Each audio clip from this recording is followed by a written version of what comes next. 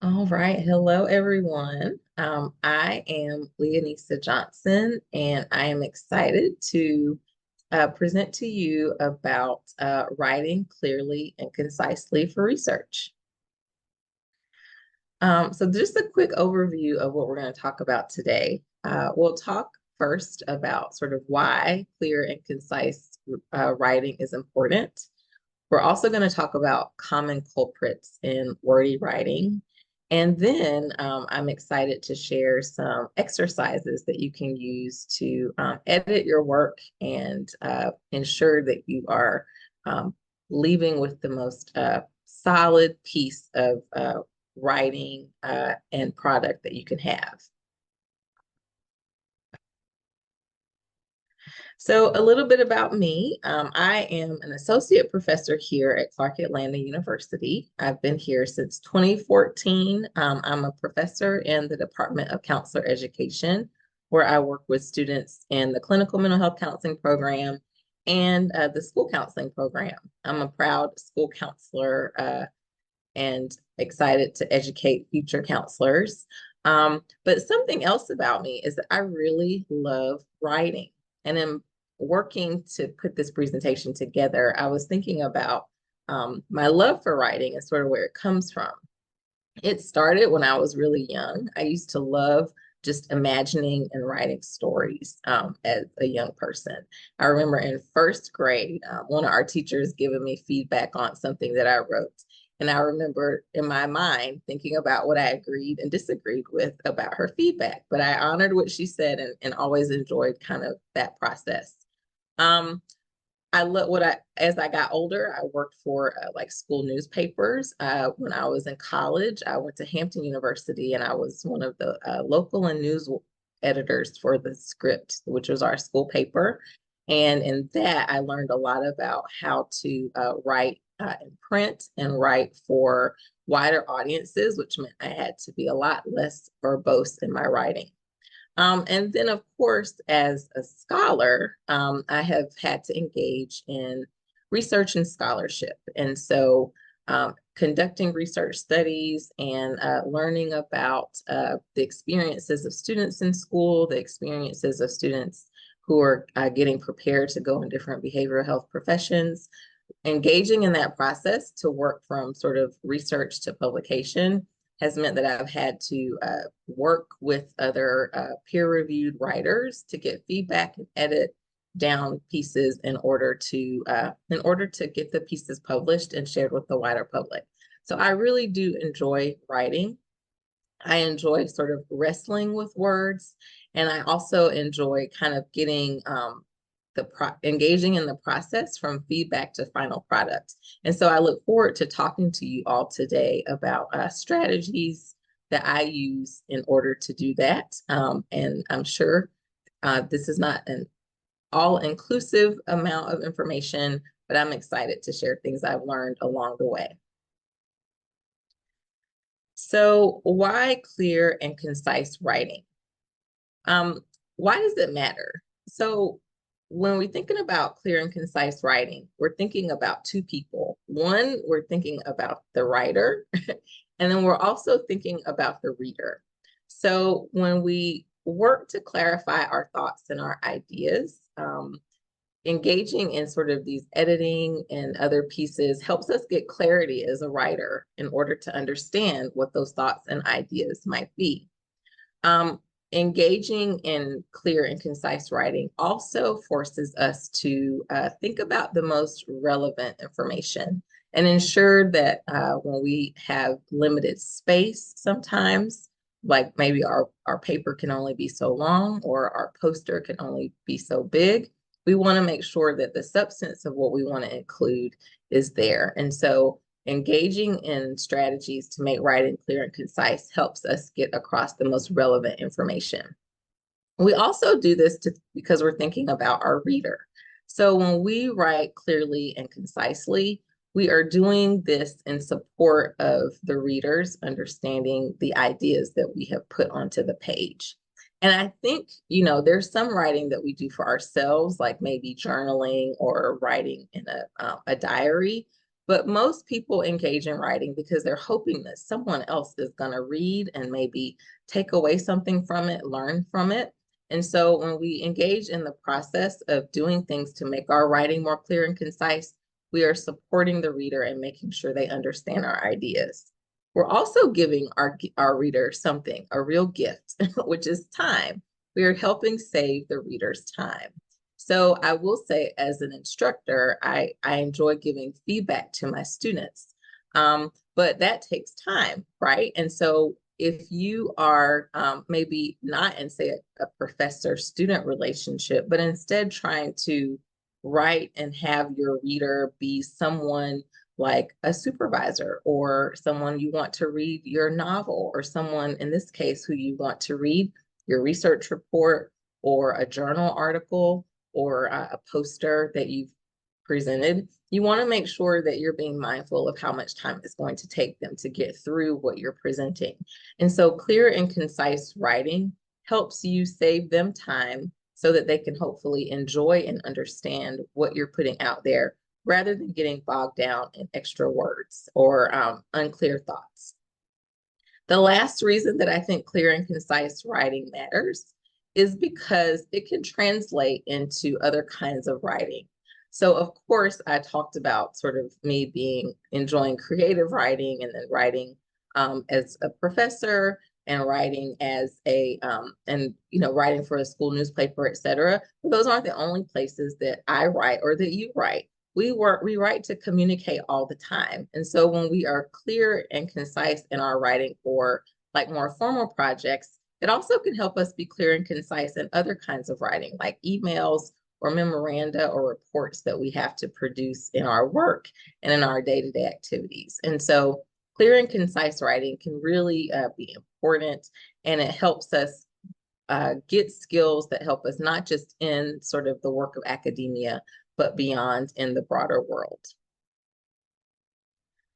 So I found this quote from Dr. Seuss, and I think it sums up this page. It says, "So the writer who breathes more words than he needs is making a chore for the reader who reads." And so we don't want our writing to be a chore for our readers. Instead, we want to be intentional about being clear and concise in the writing that we produce. So what are some of the culprits in wordy writing? I'm going to use the next few slides to kind of talk about some of these culprits. And I will note that I had some help here from the Writing Center at the University of North Carolina at Chapel Hill. They have a wealth of resources, including a handout that talks about conciseness in our writing. And so I want just to point to that tool as we are talking through some of these key culprits.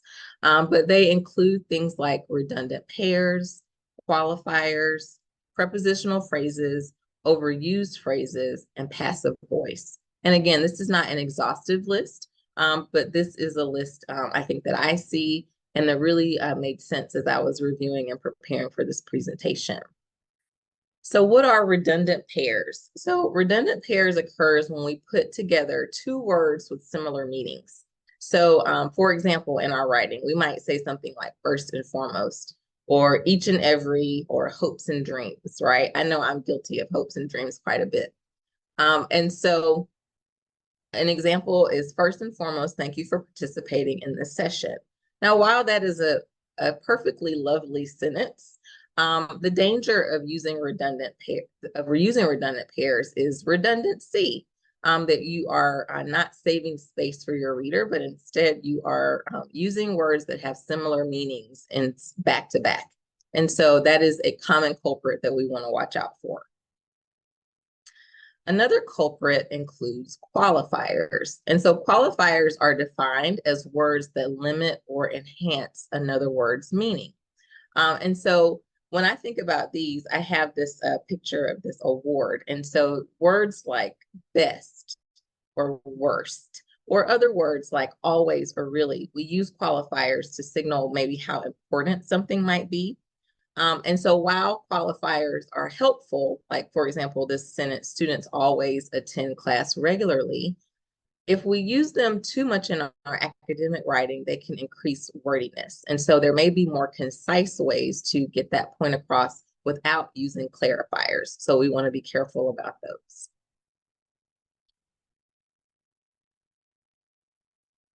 All right. Another common culprit is prepositional phrases. So prepositions, those are words that show the relationship between a noun or pronoun and another word. So words like in, around, near, above, those are examples of prepositions. And one way you can think about this is sort of as you're thinking about the noun or the pronoun, all the places that the noun might be is a way to think about it. So you might be in class, around class, near class, from class. Those are prepositions. And prepositional phrases are phrases that begin with prepositions. And so we need prepositions in order to engage in our writing. But too many prepositions or prepositional phrases can get in the way of our writing. So for example, this sentence that I have here, the students from Clark Atlanta University engaged in research on topics related to using music when working with children with multilingual backgrounds. Now, the danger of this sentence is that it's long, it's extra words, and it might be difficult to understand. And so prepositions and prepositional phrases may make it more difficult for our reader to be clear about what we're trying to communicate in our writing. And again, these are resources I'm kind of getting from the UNC Chapel Hill Writing Center, along with this blog I found called Writing Explained. Another culprit includes overused phrases. And so overused phrases are a phrase is basically a small group of words that are used to convey a concept. And in writing, and I'm sure you've seen this maybe in things that you've read, there are some phrases that are just really common in formal papers, things like in order to, or due to the fact, or in light of, or one of mine that I use a lot is as well as, right? And so there's nothing wrong, again, with these phrases. It's just that they can get us in trouble because they may make what we're writing a little less clear. So in this example, due to the fact that we had a fire drill during the focus group, we left the classroom. Now, the sentence may be clear, but some of, including that overused phrase, we also have information that's maybe not substantive. It doesn't, it's not needed, or it doesn't add any extra oomph to what we're to the sentence or to the point of the sentence. And so we want to be careful about including too many overused phrases because they may keep us from having that oomph or may make the writing less clear for the reader. All right, and this next one is such a big it's such a big piece. It's passive voice. So when we talk about using passive voice, I think it's helpful to think about the difference between active voice versus passive voice. So active voice occurs when the person or thing doing the action in a sentence comes first. Passive voice, on the other hand, occurs when maybe the object comes first and the person or action comes at the end. And so some clues that a sentence might be utilizing passive voice would be things like the to be verbs like am or is or were or be or being are near the front, and past tense action or the person are added at the end of the sentence. So an example listed here, The research symposium is going to be hosted by the Center for Undergraduate Research. Again, there is nothing wrong with this sentence. However, the danger of using passive voice is that it might be boring. The sentence may be verbose. And when we think about like the oomph of writing, when we write in passive voice, while something may not be grammatically incorrect, we are forcing the reader to wait on finding out like what the true heart or action of the sentence might be. And so we want to be mindful of using passive voice in our writing because again, it may impact clarity, it might impact length, and it also may impact sort of the excitement that comes with reading more active voice-based sentences. Okay, so I've talked through quite a few common culprits that occur in writing. And so now I want to talk about some exercises that we can do to edit our work in order to be mindful of what those different common culprits are, as well as just have maybe clearer writing overall. So one thing I want to point out here is when you are writing creating a written product, in the beginning, what you want to do first is write, okay? You want to write your first draft. Sometimes this might even be considered like a sloppy draft. It is really important to do that work, okay? The point is to get your ideas down so that you later have a product to revise or edit, okay? So when you are first kind of getting that writing done, getting your points down, it is okay if they are not picture perfect, right? It's okay if you don't in the beginning go through and pay attention to things like overused phrases or a passive voice, okay? Instead, you're trying to get your big, brilliant ideas down so that you can shift to the process of editing in the future, okay? So you don't want to turn in your first draft. I'm telling you that you're going to need time, okay? And we'll talk about that a little bit more. But do take the time to get your ideas down. Another tip that you want to keep in mind is make sure that you're using a style guide. And this means you may want to check with the reviewer or the reader of whoever is maybe publishing or sharing the work for their preferred version. So I know different fields have different style guides. I'm in counselor, the writing that I do is in counseling, and so we use APA, but there are other styles and style guides. So this might be based on your discipline. It might be based on the publisher. It might be based on the folks that are doing the reviewing of the work. So you want to make sure that you use a style guide, and also know that style guides often come with writing tips as well. So they can be helpful in making sure that your structure of your paper or your piece is formatted correctly, that they may give you ideas about things to include as far as writing and elements as far as voice and other things. And they also will help you understand how to cite the works that you are including in your paper or your product. And so that leads to this last point about citations. You want to make sure that you are citing sources throughout and at the end of whatever your product is. And so you have your reference page at the end, or pages or bibliography at the end, with your appropriately formatted sources at the end.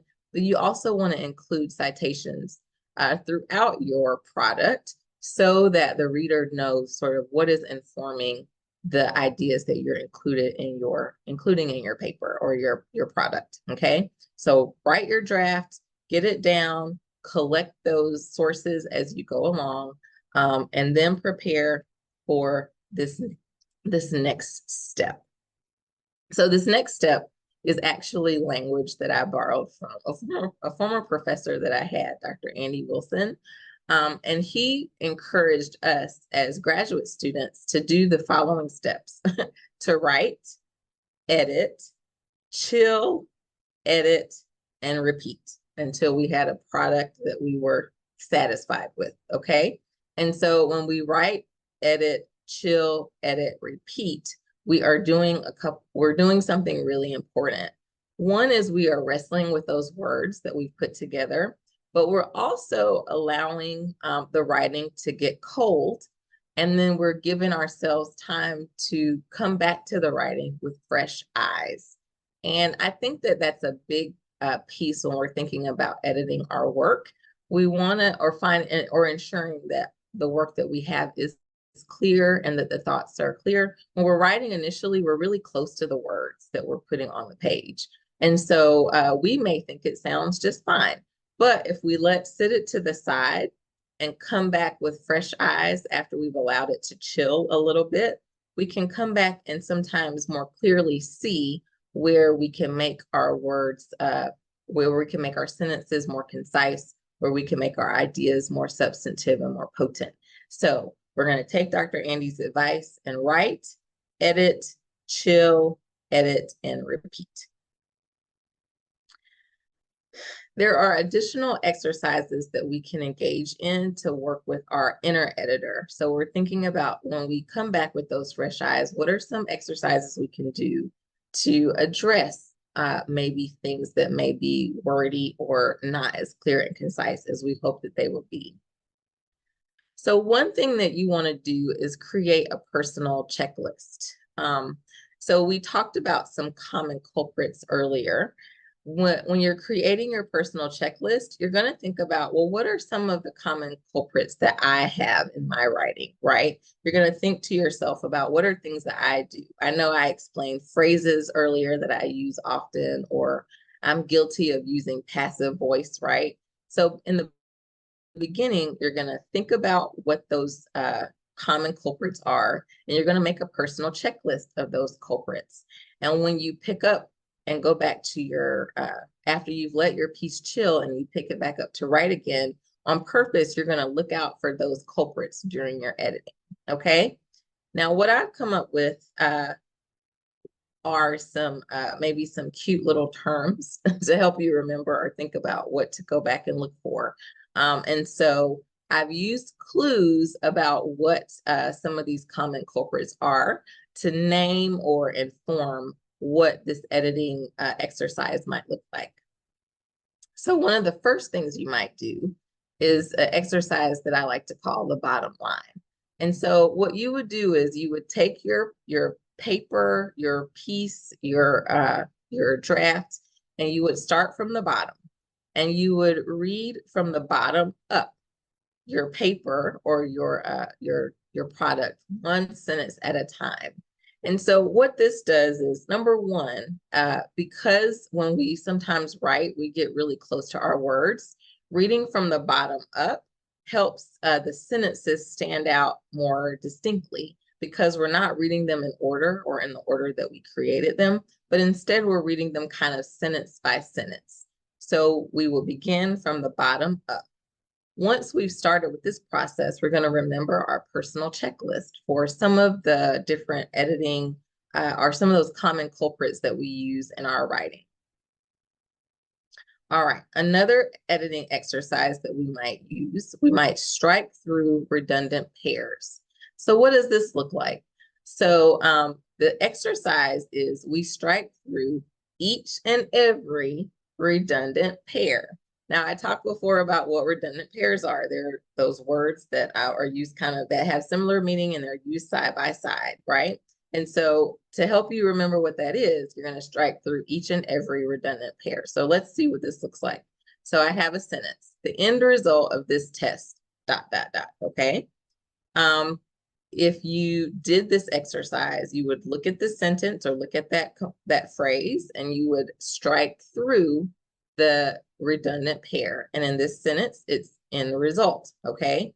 And then you would reword it to something that's more concise. So maybe rather than the end result, you would just write the result of this test and continue going, okay? So essentially, you're going to identify and strike through your redundant pairs. Another exercise is question qualifiers, okay? You're going to question the qualifiers, and the question you're going to ask yourself is, do I really need this word? Okay. And I'm emphasizing the word really because really is an example of a qualifier. Again, remember qualifiers are words like always or somewhat or best that sort of signify the importance of something. So what would this look like? I have a sentence here. Participants were really excited to share their views about the election. All right. In doing this exercise, you would find the qualifier. So in this sentence, participants were really excited to share views about the election. And then you would reword it to something more concise. Participants were excited to share their views about the election. So again, when you're questioning the qualifiers, you're going to ask yourself, do I really need this word? And if the answer is no, you're going to remove it and write something more concise instead. All right. Next editing exercise is something called preposition watch. And so prepositions are big. Again, we need them in order to engage in writing. However, we want to be on the lookout for prepositions and prepositional phrases. Did you see what I did there? On the lookout for, we've got this prepositional phrase. And when you find these prepositions or prepositional phrases, you want to highlight them and reduce them. And so the students from Clark Atlanta University engaged in research on topics related to using music when working with children with multilingual backgrounds, okay? That sentence says a lot. Can we make it more concise? Let's go on the lookout for prepositions. So what I've done is I've highlighted what the prepositions or prepositional phrases are in this sentence. So we highlighted from, in, on, related to, and with. And so since this is so wordy and we've highlighted some of the prepositions, now we can go in and reduce the prepositions in the sentence. And so the example now, after removing and reducing the prepositions, looks like this. Clark Atlanta University students researched using music with multilingual children. So again, the sentence is there, but now it's more concise. There's a little more oomph, and the idea hopefully is a little clearer since we were on preposition watch and we went on the lookout for prepositions and prepositional phrases. Another editing exercise I like to call in the event of overused phrases. And so with this exercise, in the event of an overused phrase, you're going to replace it with a word. So we talked before about examples of phrases that are often used in formal writing, things like in light of the fact, or in the event of, or in order to. And so what you would do is you will go on, when you find an overused phrase, such as in order to, you would highlight or underline that phrase, and then you would think of how to replace that overused phrase with a word instead. And so with this example, we have rather than in order to recruit participants, instead to recruit participants, the researchers offer gift cards to successful participants. So again, we found the phrase. And so in the event of an overused phrase, you're going to find it and you're going to think about, can I use a single word rather than this overused phrase to get the point across for my particular sentence? All right. And another common culprit we talked about was passive voice. And so this exercise, to be or not to be, will help you make your sentences more active. So when we're using to be or not to be, we're going through each paragraph and highlighting every to be verb. And so to be verbs are words like am or is or are or were or be. And once you found those to be or not to be words, you're going to reword those sentences using interesting action verbs. So what could this look like? For example, the research symposium is going to be hosted by the Center for Undergraduate Research during the spring semester. I noticed that I have some to be words. So I have the word is, we have the actual phrase to be, And remember, another clue might be that the person taking the action might be near the end of the sentence. And so in this case, we have the Center for Undergraduate Research coming at near the end of the sentence. We also have a verb in past tense.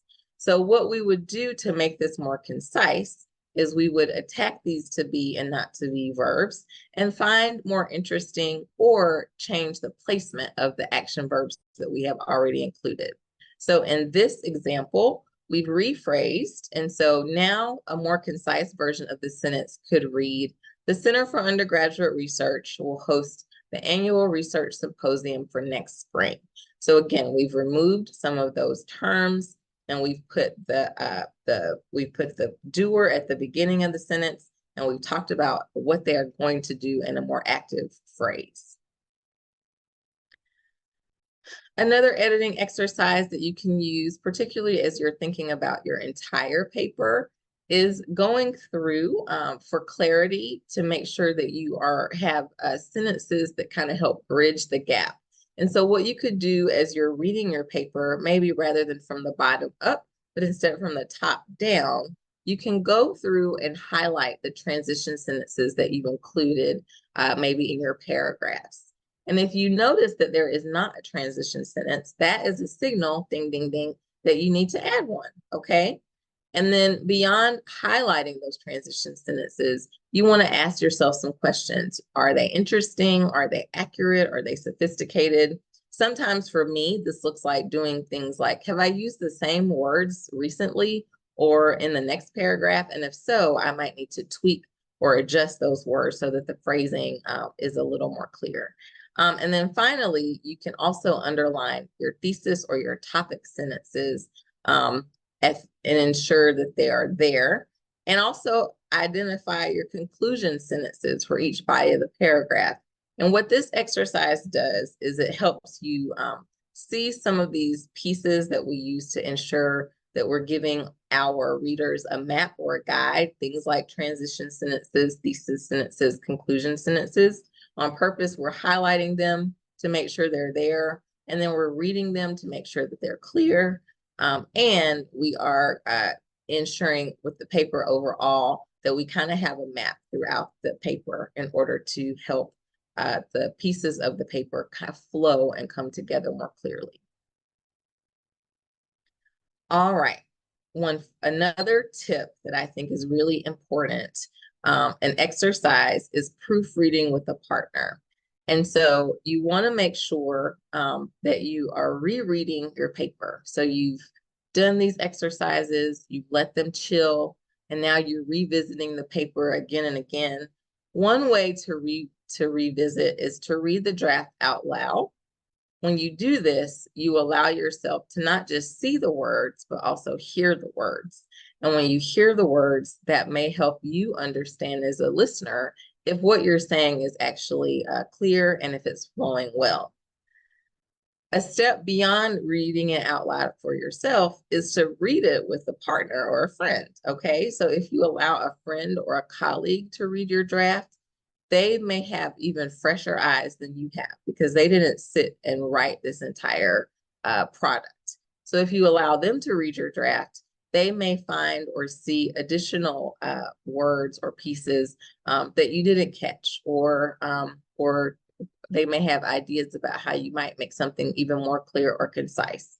And so that is a really, really important step in the editing and writing process. Also, don't forget about resources on campus. So you can use, I know you have instructors, you have mentors, you have the Center for Undergraduate Research. You also have other writing related resources through support services here on campus. Those are also folks that might provide you with tips, or they may be willing to read your draft or give you feedback on a draft before you have your final submission. And I want to just make one point here. So as professors, we do engage in a lot of writing, right?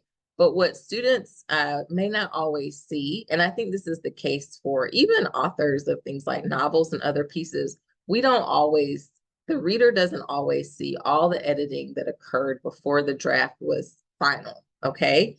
And so I'm saying that just number one, to help normalize the idea that we as writers get feedback on on our products that we put together. And that while we work on these pieces sort of on our own, we benefit from editing, and we also benefit from getting input from others to help us have the most quality product that we can put in place. And so proofreading with a partner, proofreading with other stakeholders, if they're available, is really, really important.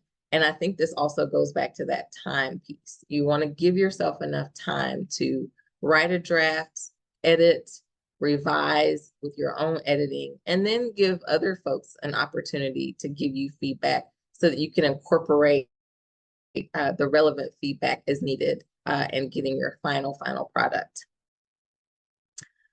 All right, so I'm going to close out with this quote from the wonderful Toni Morrison. She wrote, and you know, she was a prolific writer. She wrote many novels, and she had a practice of writing. But a quote that she wrote, a quote that she shared was, "I don't mind writing badly for a couple of days because I know I can fix it and fix it again and again and again, and it will be better." And so if Toni Morrison understood the value of editing in order to leave readers with substance and oomph and sort of quality writing and stories and information that was memorable, then I think we can all take a tip from her and do the work of editing so that our work can become better and better and better. All right. Thank you so much for the opportunity to share with you all. Thank you, Center for Undergraduate Research, for this opportunity to share just a few things that I've learned along the way. If students would like to reach me, you can send me an email at ljohnson@cau.edu. That is all that I have for today. Thank you so much.